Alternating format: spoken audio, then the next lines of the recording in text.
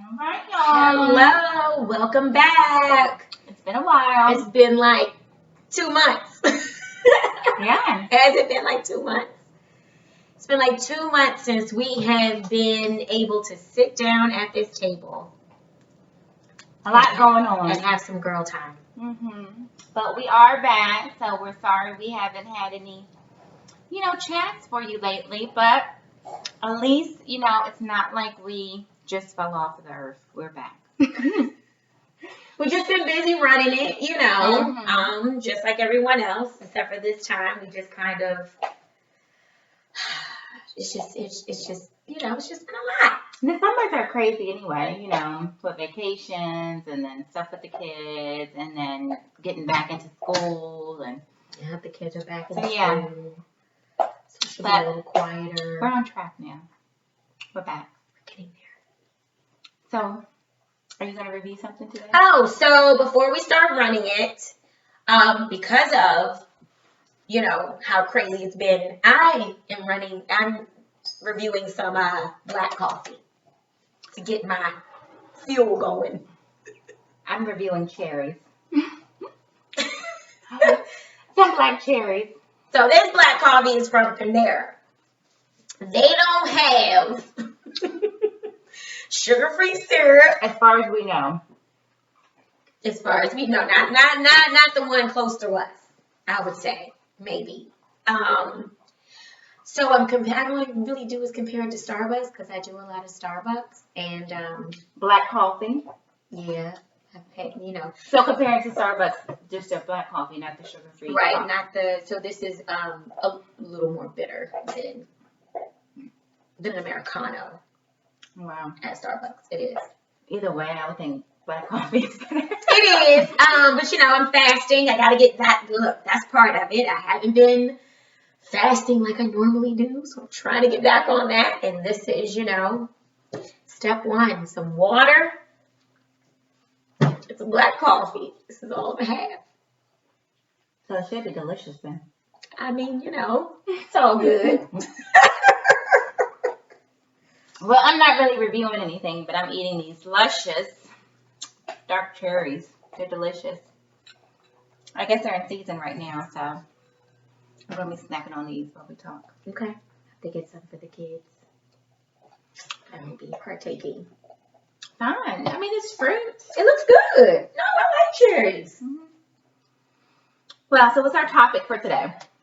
So, although, we haven't been able to sit down and tape here, we still have been keeping up with our Ratchet TV. But one of the things that came up recently was Married at First Sight. It was last week's episode. Well, Married at First Sight is a reality show where people are put together by matchmakers. I think it's like 3 doctors. They've never met each other before until they meet when they get down the aisle. So the first time they see each other is when the bride is walking down to meet the groom. So literally married at first sight, right? So you're marrying a stranger.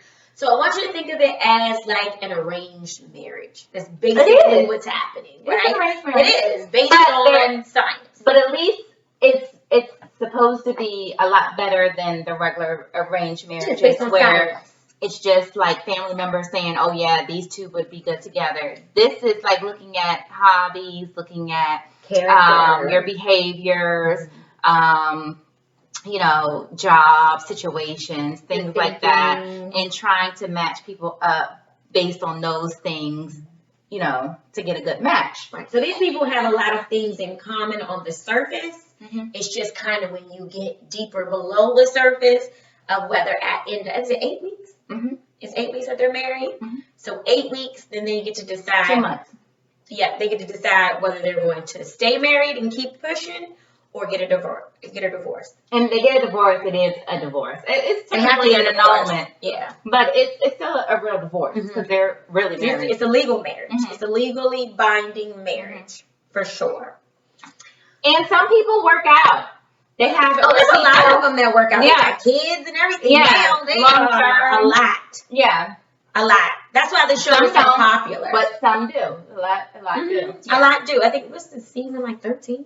Yeah, I believe so. I think it's like season 13, so it's really popular. It's really doing well. Mhm. I think they're about to do season 14 as soon as this one ends. Like, Usually they've already started taping when this. Yeah, like it's not even a lot of break time in Mhm. between. Like, you know, Housewives of Potomac, we've been waiting for a minute, but they coming back. They always do that with Potomac though. I know, but they coming back next Mhm. month, October. I can't wait. But anyway, So so I was watching it, you know, Mhm. catching up. So I was watching it, and her name is Stassi. Is it Stassi? I don't know. I think her name is Stassi. It looks like I thought it was gonna be Stacey, but I don't know. it's similar to Stacey, but it's not pronounced Stacey. I think it's Stassi or something like that. And then she's Stasha. Maybe it's Stasha. Stasha. It's something. It's related to Stacey. Okay. But it's pronounced different. So she, you know, she was one of the people that got married at first sight to the guy. I don't remember his name. Do you remember his name? Yeah, I don't remember. Nate. All right. She got matched with Nate. Mm-hmm. She is a little bit older than him. How much older? I mean, it's not really like a big difference. Maybe a couple of years. Maybe I think it's either 5 or less. I think she's 40 and up. I don't think she's in her 30s. But he's like 35, right? So it's like 5 or less years. Maybe. In age difference. Well, their careers, but a lot different, Mhm. right? Because he is building his career and has done well so far, Mhm. you know. But she is settled in her career so much so that she has like corporate job and she has real estate investments separately. So the thing is that she asked for a post-nup, right, to, you know, protect her assets that she built prior to the marriage. Now, So there's no way to do a prenup since they didn't know each other beforehand. right, so she married a stranger, right? So she wants to protect her assets from this stranger. Mhm. I am. Did we say that she's type A already? No, she's type A. Oh. She is type A. But see, to me, that don't even matter. This is more of a character thing, not a personality thing. But so she asked for the post-nup. I myself personally am against prenups, Okay. you know, in general. Okay. I will say though, I understand why she would want to do this, right? Because she's invested a lot of money and time and energy into her assets and she wants to keep them separate from this venture that she's doing. And I get that. I get it. I understand it. Makes total logic sense. The issue I have is when she comes to the prenup table, and they have this all on the episode. She comes to the table. First of all, her lawyers are there. He doesn't have an attorney there. Now, that's his issue. But her He should have had his lawyer, own attorney there. her lawyer, they did name her lawyer as his and her lawyer. Even though technically it's really her So lawyer. does he only have to pay 10% of that? And you're going to see why I asked that. Because, so she goes over the, you know, they go over the prenup and it's already agreed that their assets that they have separately will stay separate that they did before the marriage. But she comes up and says, well, we're planning to do a joint checking account with both of our corporate jobs. Income goes into that account. But she would like to make sure that it's clear in the post-nup that whatever you put in it is what you get out of it. And her example is exactly what she said. If one person puts 90% in and the other person puts 10% in, you know, how do we split that up? The person that gets 90% should get 90% back, and the other person that has 10% should get 10% back. And she did this based on a number of $1 million. So that is where she went totally left for me. If you want to protect your assets prior to your marriage, I get that, right? Especially when you are marrying a stranger, I get it. If you're not marrying a stranger, I don't get it. I 100% don't get it. I don't believe in prenups. Post-nups, none of that shit. I don't. I understand it in this, but when you're talking about a joint account and you're married, it's a joint account. You can't, I mean, for me, Split that shit 50-50. You go your way, I go my way. We live happily ever after. But this bitch is penny pinching. She wants every dime that she put in and every dime that he put in to be separated as that. And that's not marriage to me. Marriage is two becoming one. But then she's asking for it to be two. So I just, she doesn't have the marriage mindset, number one. Number two, she's stingy and selfish. And that doesn't work well in a marriage. You done? I'm done. For now. All right. What are your thoughts? Well, my thoughts are, number one, I'm not totally against prenups or postnups. Okay. I feel like there are certain situations where it may be in the best interest to have that. I think it just depends on the individual status and, different things in regards to that marriage and how you are creating that marriage and what's developed. Because we know that there are several reasons why people get married. Mm-hmm. It's not always because of love. People get married for various reasons. We have a show called 90 Day Fiancé, right? Mm-hmm. Where people get married and they're bringing somebody into the country. Mm. And so, but that is a reason why people get married. Mm-hmm. Mm-hmm. It could be that they do love the person, mm-hmm. but it could also be that people do that to help somebody and bring them in. Yeah. And so that could be a scenario where you do want to have a prenup. A prenup, right? You're bringing someone over for business reasons. Also, people of certain status, sometimes you don't always marry or meet someone who is on the same status, socioeconomic status as you. And it could be way off. Not just, certain. Even if it is. But this is my opinion, ma'am. You said you were finished. This is my opinion. If it's a large gap, and depending on where you are in that relationship when you're talking about getting married, I could see that happening. For me, I don't know that I would necessarily do it for myself, but I could see why other people would protect their assets. Yeah, especially people who are famous. If you're looking at somebody who's famous and they're marrying somebody who's not famous, or somebody who is very, very wealthy, but they're in love with somebody who's not very wealthy, who maybe even doesn't have anything. Right, because you don't know who's going to come up, right? You Yeah. don't know who's faking it until they make it. You don't know. I get it. I don't agree with it, but I get it. So sometimes I feel like there are situations where it is a good idea to have that done. Luckily, I didn't put myself in that situation to have to feel like I needed one, but I feel like there are times where it could be understood. Now, in regards to this particular situation with the Married at First Sight, with her, the reason why I say, did we mention that she's type A? She's very everything has to go one way and that's it. If it doesn't go this one way as she plans it or as she sees it going, then it's wrong. It doesn't work. It's wrong. It can't be done. Right. Her mind, it's wrong. Yeah. So she's very type A where it has to be this way and that's it.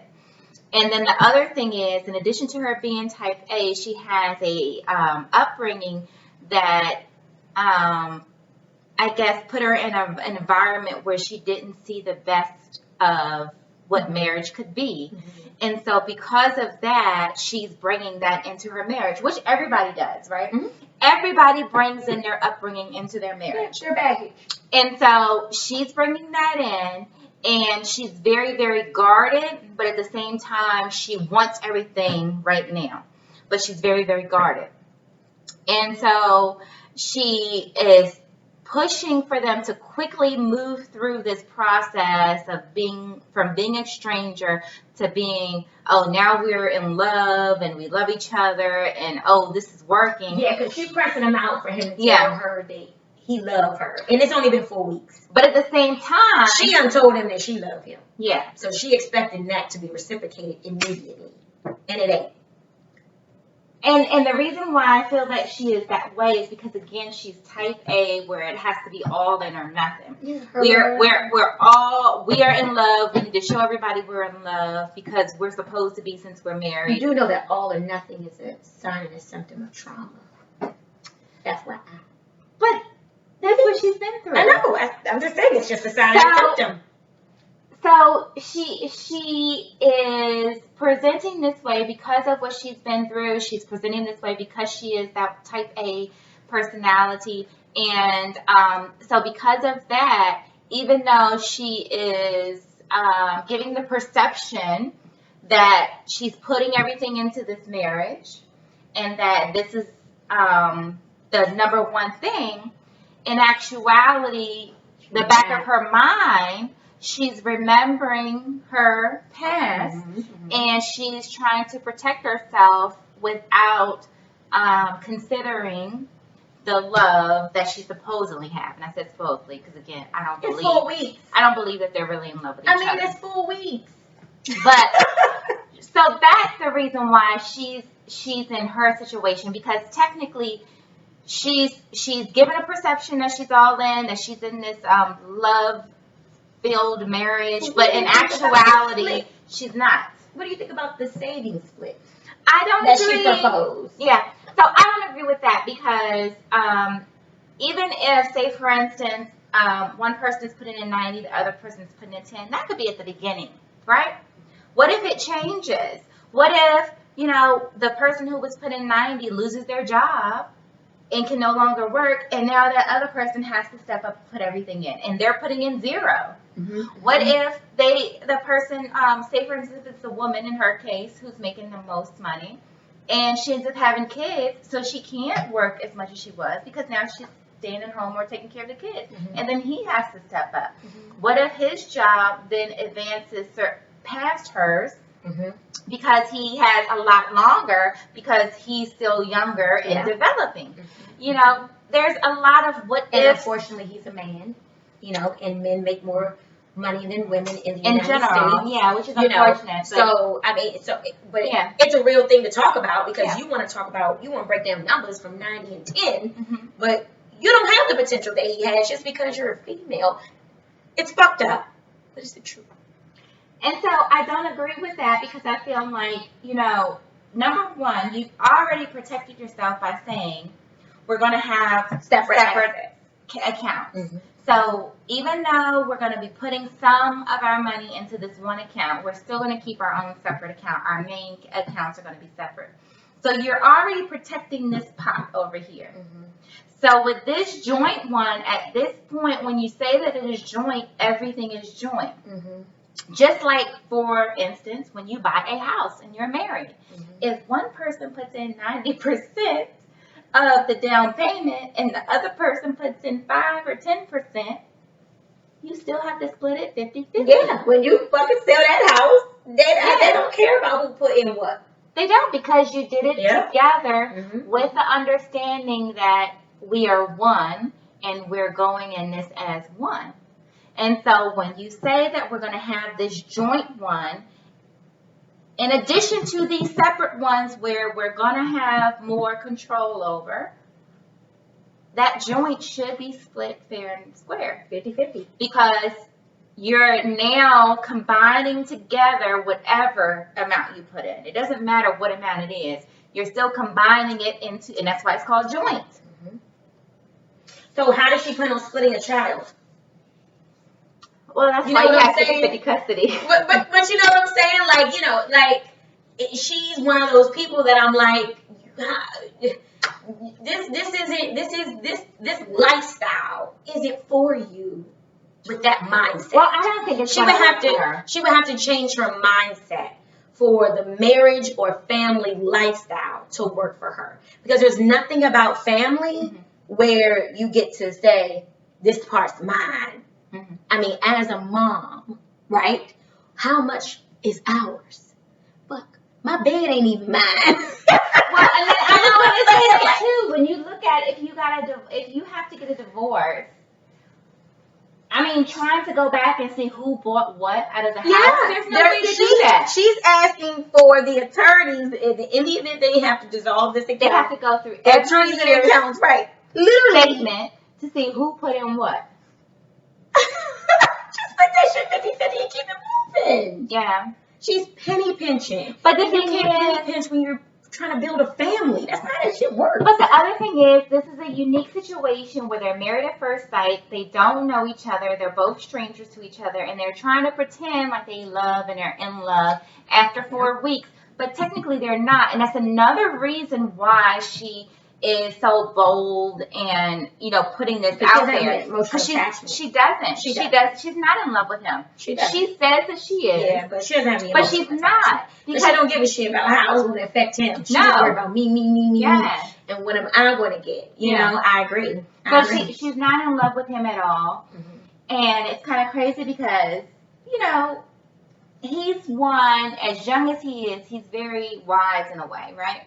He has been in previous relationships that did not work out well, some which were rushed, and that was part of the reasons why they didn't work out well. And so now he's like, even though we kind of rushed because we got married at first sight, he wants to take his time to do the rest, fall in love with her and get to know her. Yeah. Even outside of the 8 weeks time period that they have, and she is not for it. She wants it to happen right away. But he's like, but when you rush and you don't get that time, it's a problem. Yeah. And so now he's basically gone ahead and said that he is in love with her, but it's not true. I don't think it's true. But he's done that because she keeps getting on him for the fact that he hasn't said it yet, even though it's only been 4 weeks. But see, this is the thing, right? Because I don't believe in prenups or postnups. But that's why I said I understand why she wanted to protect her assets that she had before the marriage, because she was marrying a stranger. Mm-hmm. I get that. That's why I gave her that for me. Gave her that. All right, I get that. That's out of the box, a different circumstance, like you were saying. Like there's different circumstances. I get that. But the joint account, you lost me. That's where you lose me. You totally lose me. It goes against marriage in every way. There's no oneness there. Marriage is all about becoming one under God. Let's be clear. So God is not in this. He's definitely not in this conversation, unfortunately, because he should be, but he's not. And in that case, marriage is still about becoming one. And she's just not. That joint account shit had nothing to do with that. Nothing. Yeah. Because, and again, because they're not in a traditional marriage, because they haven't been in a marriage longer than a month or 2 months at this point, she doesn't even understand the basic concepts because she doesn't even understand the different things that come up. Something can come up where it's an emergency with the house, a pipe burst or this or that. And so now we have to go into the joint to get it handled. So does he only have to pay 10% of that cost, and she pays 90% of it? Who is she going to say? How is that going to work? Right. Or do you just cover it with however much it is using the joint account? Or does she just cover it because it's her house? Because they already agreed that it's her house. And then does she try to get it back? Right. Like, do I owe you 10%? Like, how does this work? I don't know. Yeah, because that is a good question, because when you start using this joint, because even if you say it's a savings, right? Mm-hmm. Savings are usually used for emergency situations. For a rainy day. Yeah. Mm-hmm. So how do you determine how much is going to be paid? She's going to penny pinch. Yeah. That's what I'm saying. She's treating it like a business transaction and not like a marriage. And that's the problem. And that's why I'm against the whole prenup, postnup thing. It's because you're treating it like business, and that's not what this is. Mm-hmm. Well, in a lot of situations, that's how it has to start. I'm just saying, a lot of situations, you gotta think about it. A lot of situations, like I said, even, for someone who's very wealthy and not, and Well, let's take or, Candy and Todd, right? So from Housewives of Atlanta, everybody knows Candy. You know her from more than just Housewives of Atlanta, right? She's a singer, songwriter, producer, all that type stuff, right? And she's known around the world, she's y'all. worldwide. Right. Get it right. But if you take them, right, like, she did a prenup to protect the assets she had prior to the marriage. Everything after the marriage, there was nothing. She didn't have it where, well, I put in this much and then you get back this much. Everything after the marriage, they agreed they would split 50-50. Now, although like I said, I don't agree with prenups, but that was at least a good compromise, for him to feel, but now look at that. See, look at where she opened that door for them to do joint ventures, which those joint ventures are doing very well. Like, very well. Because she opened that door for that. This other girl, Stassi, or whatever her name is, Stacia, but she's closing all of the doors. She's closing all of their doors for opportunity to grow as one. You know what I'm saying? Like, Candy didn't shut off everything. And she shut off the past. She's like, everything I got from behind me is mine. But everything we got moving forward is ours. You know what I'm saying? However, what the exception is if she dies. With the trust, when they was having conversations about the trust. I mean... But now she's talking about... But she was actually talking about her past stuff, right? She wasn't talking about the restaurants and all that stuff. Well, no, I think that so going back to Candy... So, yes, she was very fair with the prenup. And honestly, I think she's being fair with the trust, too. However, some people may look at it a little different because what she's saying is she doesn't want to make Todd the primary on the trust to be able to say who gets what out of her trust. Well, yeah, because they have two different schools of thought when it comes to money and divvying it up against with the kids. Yeah. Todd feel like, and this is Candy's husband, he feel like the kids should earn their keep.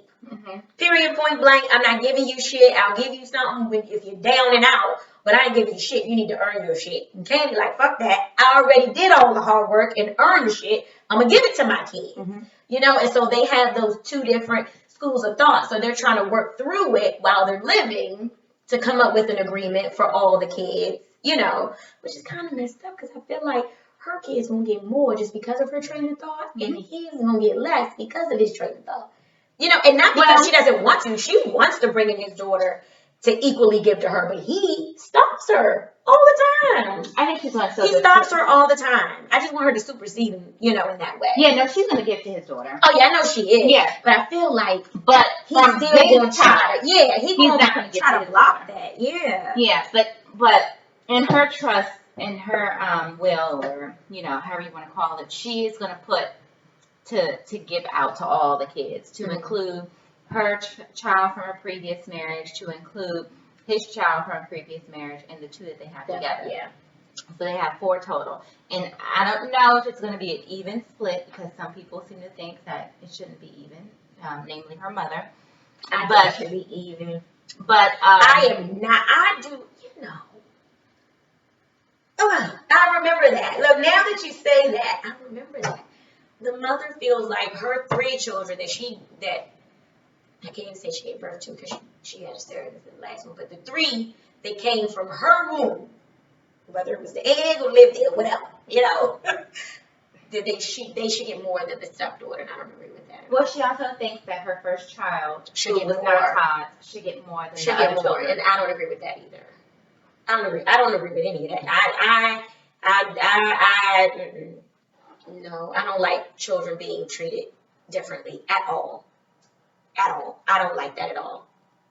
Nothing about it. They're kids. They're your offspring. I'm going back and forth. So, for instance, right now, the way my stuff is split up, if I was to go, my husband gets 50. And then my children get 25 and 25. But that's also because they're around the same age. If I had one that was a lot older, I think I might give the older one a little bit more because of the age.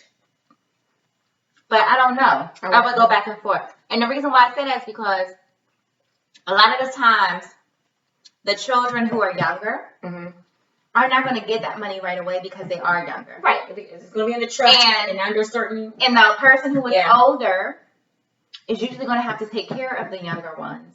And therefore, that's why I'm like, I would probably give a little bit more to them because then they're helping to take care of the younger, if that was, and so that's the only reason why. But you're not doing it to slight one. No, she was saying it to slight the others. I don't know if she was saying it to slight them, she but said she was that saying her oldest deserved more because she was around longer and went through that time period with her. She said that. Those were her words. Okay. That's slighting the other two because you didn't have to struggle. So because y'all ain't have to struggle, y'all don't get as much. No. No.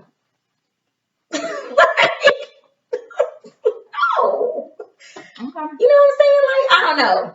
I get what like what you're just trying to make sure it's fair. The mother wasn't trying to make it fair. Because sometimes, especially if you have that large gap, because sometimes you have families where one child may be in their 20s and the other children are still in elementary school. So the one who's in their 20s has to end up really putting in a lot. They become the executor of the estate. I get that. And they have to, And that's the reason why my husband has 50 and they have 25, because I figure he's going to have to take care of them. That's funny. I don't have my setup like that. I have my husband give 100%. And he'll take care of the kids as he sees fit. But in the event if he goes with me, then it's 50-50. Yeah, no, I've always done it like that because again, I look at it from somebody is responsible for them until they get a certain age. And technically, again, they're not going to get that money until they get of a certain age. And so the person who still has to take care of them until they get to that certain age, I want them to have enough to last. Give him 100 so that he can take care of the kids. But if he goes with me, the kids get 50-50. I didn't leave, you know what I'm saying? Like, I left him 100 because I trust that my husband is going to take care of our kids the way I fucking need him to. That's the problem with Katie. She don't trust that Todd is going to fulfill her wishes. You know what I'm saying? But if she were to go before him, that's why she's setting it up to where she sets her own rules, despite what he thinks should happen. Because she doesn't trust that he's going to execute it the way she wants it done. But everybody has it different. My husband would too, but at the same time, I want my kids to already have a pot and not even to have any questions. Waiting for them. Yeah. Not even to have to wait or whatever. Yeah. So I already have a pot set. In case something does happen, because if something does happen and he has to pull, and again, at least he'll have more to pull, but if he did have to pull, he wouldn't have to go into their pots. Into their stuff. Yeah. But, everybody views it differently and for different reasons. So, I guess we can't knock her for wanting her prenup and 90-10, It's not the post-nup that I have a problem with. It's really just the way she wants to split that damn joint check. And it just does not, it's not marriage thinking. It's not marriage thinking. She's not fully in a marriage. It's not family thinking, but you are. But you are. And she made the vows. Technically, she's not. But technically, she actually is. She just ain't here. It ain't here. Or here. Because when you're getting married at first sight and you don't know this person and you have this 8 weeks looming over you, and this is what the other couple, the girl was talking about. It's like you have this out automatically. And she's like, don't keep talking about the out. Let's not even think about the possibility that at that day you're going to be saying no. Well, but that's the premise behind prenups. But right? because Yeah, I know, but for this, that's why I said technically it's not, it's almost like they're not in a real relationship because they almost have this out. Even though they are legally married, they have this out, whereas nobody, I mean, everybody can get out at any time, yes, but nobody goes in with an automatic out. We get to make a final decision. Yeah. This is our semi-decision. Then in 8 weeks, we get to make a final decision. Yeah, you're right about that. Because the other thing is, you know what I thought about? And I guess, I don't know if these are preachers who are marrying these people, but they're not. I think they're just officiants. Yeah, because I'm like, would you marry somebody knowing that they have this out in 8 weeks? I'll tell you one motherfucking thing. A Catholic priest would not. Would not. You know. So I'm Catholic. My husband's Catholic. We had a Catholic marriage and all that. And let me tell you, Catholicism, there are a lot of rules. And one of them, the priest can say, I don't see y'all a good fit, and I'm gonna marry you. Mm-hmm. That has happened to people I know. They actually would say that, yeah. Any pastor? I guess I would say Catholic priests are known to actually to use it, to actually use that power and say, I don't agree with this marriage, and I'm not marrying you. Mm-hmm. Yeah. They do that for baptisms too. Yeah, but that's why it's like technically, on paper they are married, but really they're not because you're like this 8-week period. This is what's going to determine if y'all are married or not. Because they said them vows be good as shit. We'll say that for another show because them vows be really good. Like they know the person and they don't. Them vows are better than some of the vows that are written that they know the person. But I was going to say the other things you have to think about, these matchmakers on this show, even though this is not ideal in regards to how you want to get married, these matchmakers actually do a good job. Because if you think about it, some of the gifts that they're given prior to getting married, sometimes they're giving the same thing to their other, because they're so much alike. That's been weird and good. They're so much alike. They've been matched with someone who, in a way, is their mate, even though they haven't met before. Mm-hmm. And that's why the vows are so good. Right, and that's why I said on the surface, they have a lot in common. Mm-hmm. It's that character shit, those character flaws that come out by that 8 weeks. Yeah, but the thing is also everybody is not perfect, right? Now, nobody's perfect. Yeah, and so but just think. Well, you might say something different, but had you had married your husband, married at first sight, and didn't know him, and started living with him within 1 week of knowing him after y'all were married, would there be some things that you all would argue about and be like, oh my goodness, I made the wrong decision? 100%. Right. 100%. Right, because this is not an ideal situation. So it doesn't even matter if you're the perfect match. The fact that as human beings, there's going to be conflict. We're always, no matter if we are with our soulmate or not, we're going to have imperfections that create conflict. And so it's, can you get through that? And so you want to work through it. Yeah. One. And so a lot of these people really are true matches, but they end up not staying together because all they see is those imperfections, and they can't get over the fact that everybody's going to have their own imperfections. And are you able to work through them? See, and all that says to me is that you're not ready. Well, but that's true. You know what I'm saying? Like you're just not ready for that level of relationship. Yeah. Right? Like you're just not ready for it. Yeah. Because it takes a lot of vulnerability. And there's a stranger. So you're like, stranger danger. Compromise. Yeah, you have to compromise. Right. But then it's like, you want me to be vulnerable with a stranger, but then you've been teaching me stranger danger my whole life.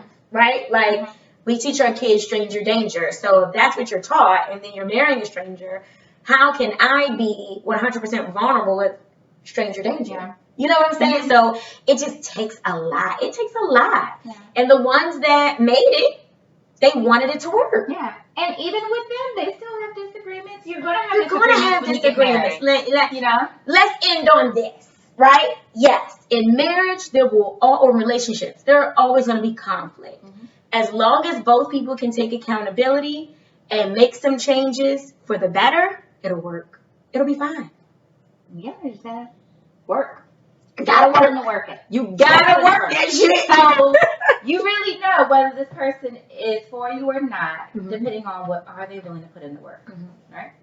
And Miss 90-10, that ain't working. It's not even 80-20. She didn't even say 50-50, which that tells you subconsciously what she's really thinking. Yeah. She's really thinking that he only can bring 10% to the table and that she's bringing 90. That is so disrespectful. I don't think they're gonna work. And you know what he said? Like, to add insult to injury, he said before that even happened, you don't have faith in your boy? Mm-hmm. He already picked up on that. Mm-hmm. And all she did was validate it Mm-hmm. when she did that. So good luck with that shit, girl. You have fucked up your marriage. Well, we'll see. In 4 weeks. They have another 4 weeks before they decide if they're gonna stay together. I think I had already put him down as a no, but I don't remember. I think I put almost everybody down except as a no, except for 2. I don't even remember. We'll see what happens, but go back to running it, guys.